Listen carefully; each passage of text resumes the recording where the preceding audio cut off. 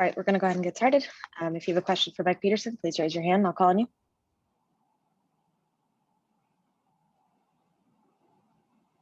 Spencer Nussbaum, we'll start with you. Go ahead. Hey, Coach. I was wondering if you could just start us off with your overall thoughts on the game and specifically how you felt the team defended fouls in Collier tonight. Yeah, I thought we played hard enough to win. We just didn't play well enough to win, right? We just made some really serious mistakes.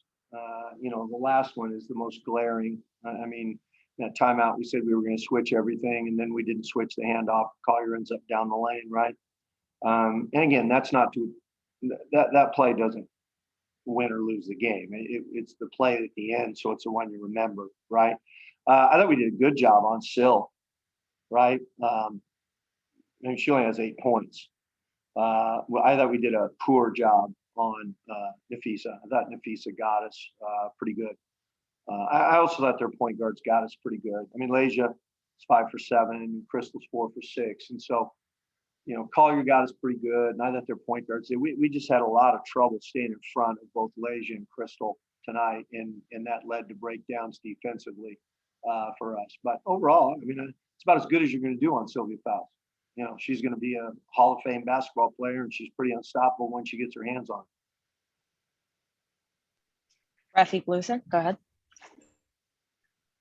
Part of the reasons why you lost today is you had so much of a difficult time with the opposing team's ball movement.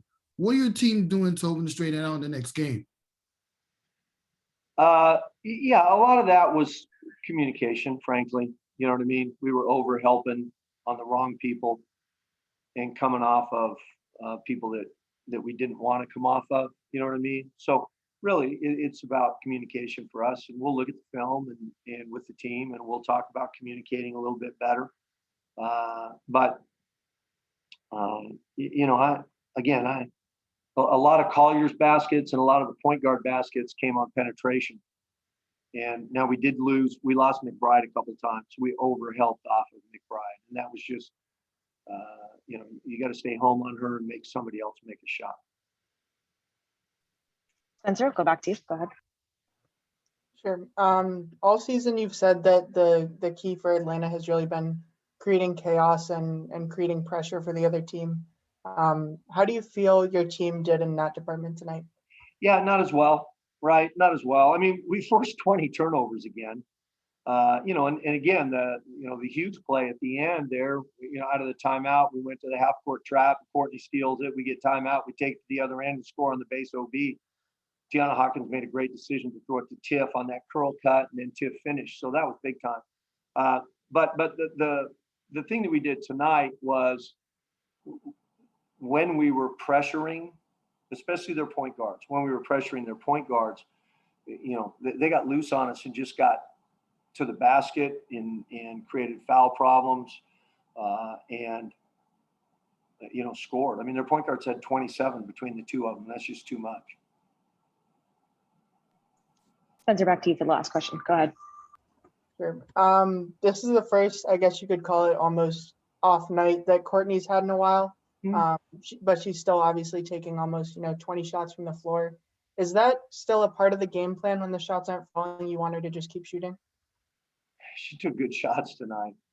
I mean, if her off night is 15 points, 10 rebounds, and 4 assists with 2 steals, she's a really good player if that's an off night. You know what I mean? Now, she did not shoot her normal percentage, right? She did not shoot her normal percentage, but I thought she did a really nice job, frankly, and she had some shots that, she'd want to have back. She's a competitor, and some of those shots she thought she had, and they just didn't go in. All right. Thanks, Coach. Yeah. Thanks, guys.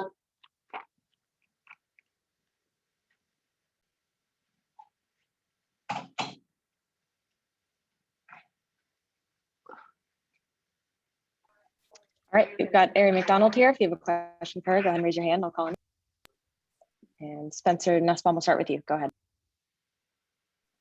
Hey, Ari. Obviously, I'm sure you wanted the win, but this was probably your best game of the season so far. What was clicking for you tonight, and how do you kind of bottle that up and take it into the next game?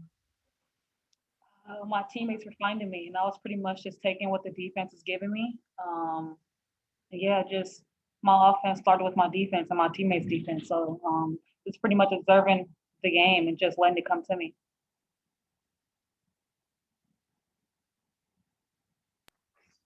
Kim Doss, go ahead.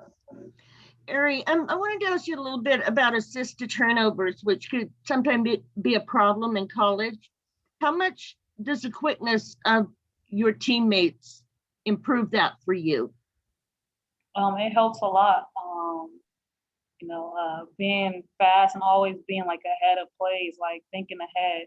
I mean, it helps a lot. Sometimes it's good and bad, but just to have teammates, that are also as quick as me and just court savvy. I mean, it really helps a lot.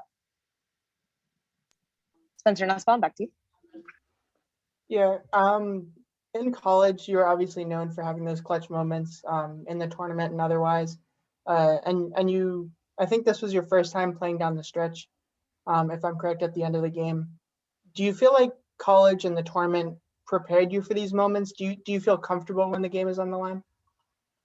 I do feel comfortable. I've never, been at ease. I mean, I'm just playing. I'm in my element. I mean, I was built for these moments. Obviously we came up short, but I mean, we'll get them again. But I was confident in the stretch.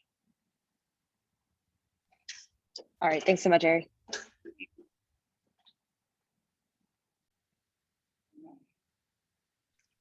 All right, we've got Odyssey Sims here. If you have a question for her, go ahead and raise your hand. We'll start with Spencer Nussbaum. Go ahead, Spencer. Yeah, Odyssey. I was wondering if you could just kind of tell us not only your overall thoughts on the game, but specifically how well you think the Dream did tonight, creating pressure and creating chaos, since I know that's really been a theme this season. I mean, we play hard, as usual. We left it out on the floor. Just unfortunate we didn't come up with the win. Give credit to Minnesota. They play well. They handled us making a run, and they came down to it. They made plays. We just got to adjust for Sunday and be ready. Just keep the pressure on them. I thought we did a good job of turning them over a lot. We got what we wanted. Like I said, it just came down to the last couple possessions. So we're gonna learn from it, watch film, and we'll be ready to go on Sunday. Rafiq Lewison, go ahead. How beneficial was it that Eric McDonald is put in some double figure points and then also Cheyenne Parker finally getting to play? I mean, of course, when you have a full team, it's always better. Eric can play. I think everybody's seen what she can do.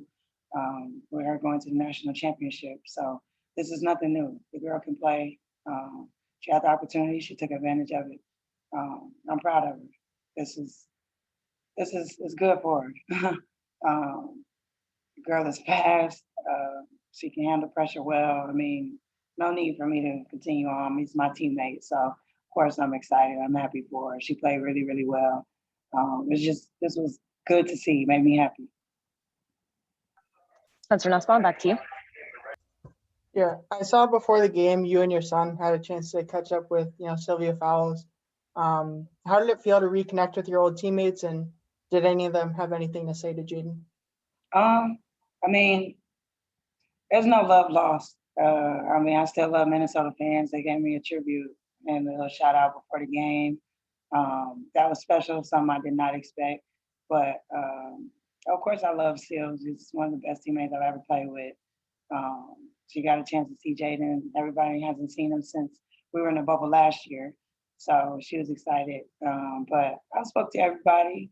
Like I said, there's no love lost. It's always good to see my old teammates. That's a good group. So. All right, thanks so much, Odyssey.